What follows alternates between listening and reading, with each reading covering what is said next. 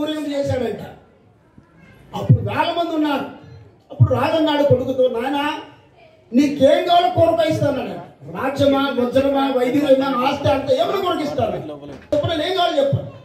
Daddy నేను ఆ బురదవుతలో పడుకుంటా అన్నాడు. అదేం కోరిక అది? రాజు ఏమైనా కొరకవచ్చు, కానీ రాజకుమారుడు లక్షణ అబ్బాయికి లేదు. అలాగే ప్రభు అయిన యేసు క్రీస్తు రాజు, రాజులకు రాజు, మహాదేవుడు భూలోకంలో ఉన్న మనకు మాణిక్య వజ్ర వైఢూర్యం పరలోకం ఇస్తా అన్నాడు. ఈ కుమారుని వాళ్ళు ఇక్కడే చూస్తున్నాం, మనం అటువైపు చూడాలి, యేసు వైపు. చివరిగా ప్రభు అయిన యేసు ఈ లోకంలో పుట్టినప్పుడు జ్ఞానం 3 వస్తువులు ఇచ్చారు కదా. మొదటిది ఏమిటి?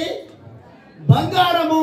బంగారము అంటే ఈయన దేవుడు, రాజులకు రారాజు అని అర్థం. రెండవది సాంబ్రాణి. సాంబ్రాణి అంటే ఈయన ప్రధాన యాజకుడు, పూజార్హుడు అని అర్థం. మూడవది బోలము కాదు, బోలము. బోలము అంటే చేదు అని అర్థం.